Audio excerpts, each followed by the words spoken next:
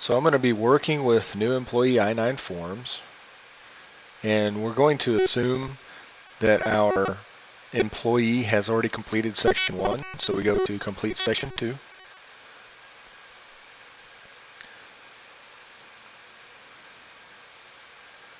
And I'm going to go through the process of completing a form,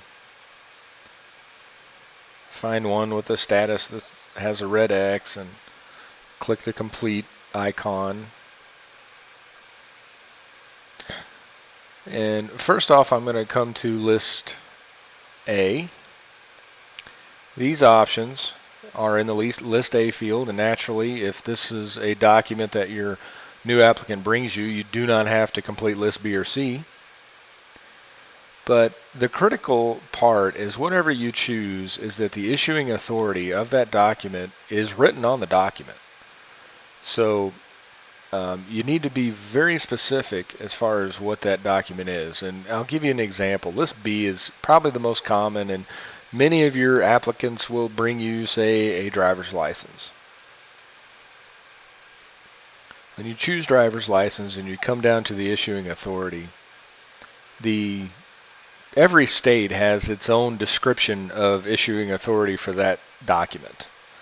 So in Missouri, it may say State of Missouri, Department of Motor Vehicles. In Texas, it may say something totally different. The key is that you do not abbreviate, and you do not just put driver's license. So DL or TNDL is not sufficient, and that's an error that's going to be caught, and it's actually a finable offense. So it's critical that whatever that license says the issuing authority is what you put in there. So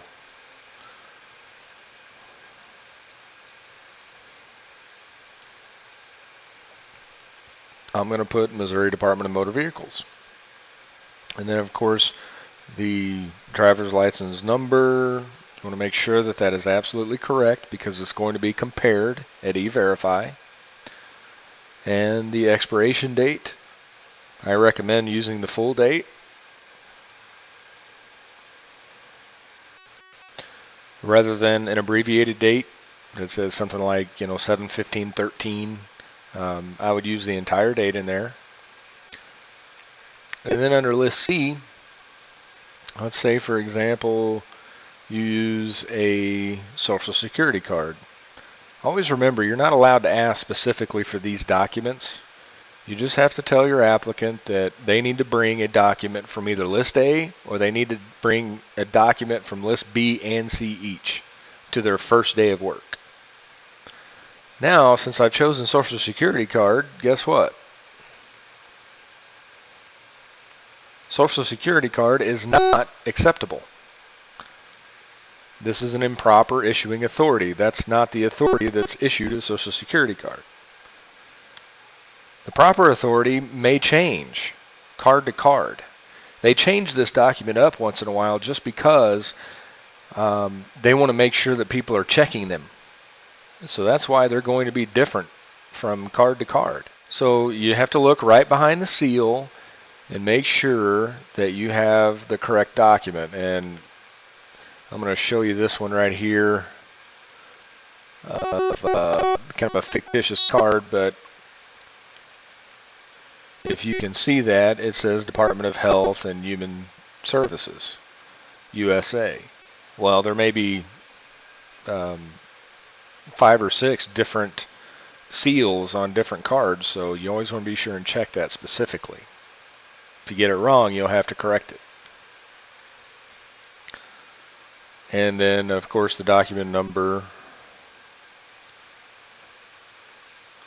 And there's no expiration date on Social Security cards. Well, if it's a birth certificate, again, the state that issues the birth certificate will have State of Missouri or State of California Human Services. You don't know what that's going to be.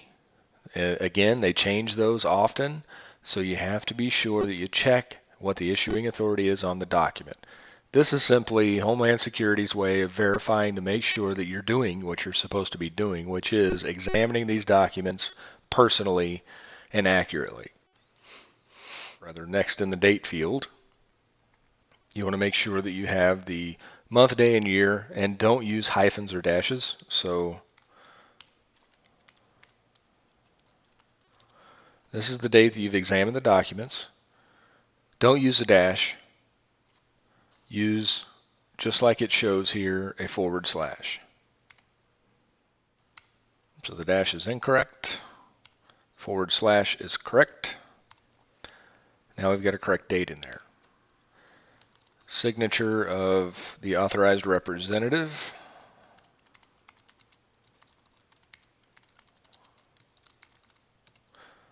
Put your actual title, however you're referred to by your company.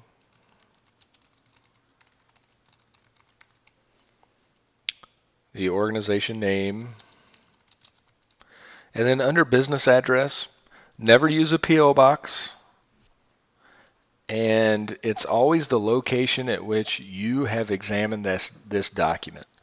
So if this document is being examined at a location, maybe my corporate headquarters is in Missouri and my location that I'm examining these documents for this new employee are in Minnesota.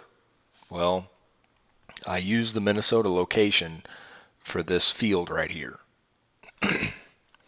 That's basically so if ICE decided to track down this particular person, they know where to start.